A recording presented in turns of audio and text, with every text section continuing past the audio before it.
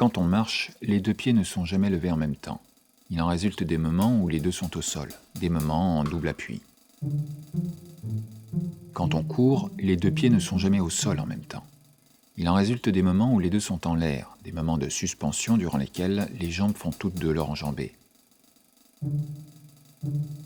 Dans une course comme dans une marche, le pas est la distance entre deux appuis successifs, celui d'un pied puis celui de l'autre. Dans la marche, il correspond à l'écart entre pieds au moment d'un double appui. Dans une course, une telle correspondance n'existe pas. L'animateur doit donc estimer la longueur du pas qu'aucune phase ne lui garantit a priori. Comme pour une marche, un cycle de course s'étudie en 8 phases principales, 4 par pas. Mais au lieu d'en présenter au moins une en double appui par pas, elle en présente au moins une en suspension. Dans les deux cas, toute phase qui n'est ni en double appui ni en suspension est simplement en appui.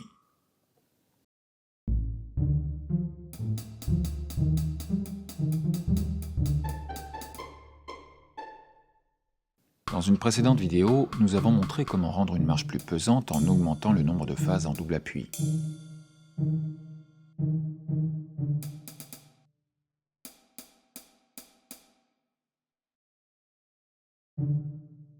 De la même manière, on rendra une course plus légère en augmentant le nombre de phases en suspension.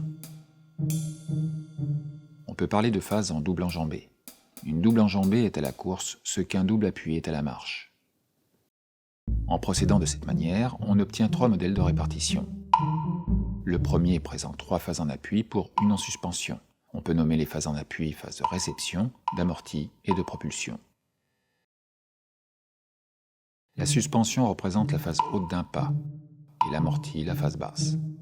Notons que la phase en suspension a une position horizontale.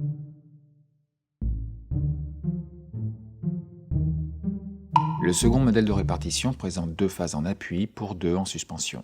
Les phases basses et hautes ont disparu.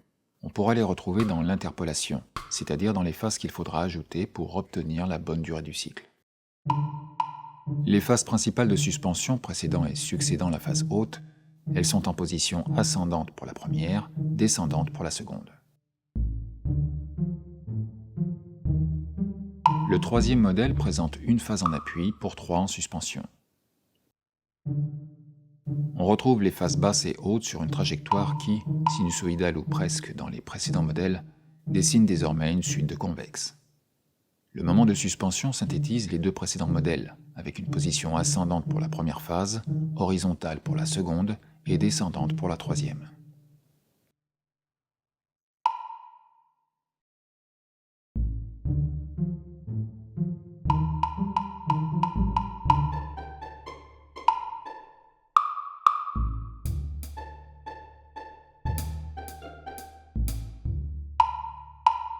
Faire varier ainsi le rapport entre phase en appui et phase en suspension modifie la longueur au sol du cycle sur place. Mais nous avons déjà vu que cette longueur n'est qu'un nombre de phases distribuées sur une distance et qui varie selon la durée d'appui.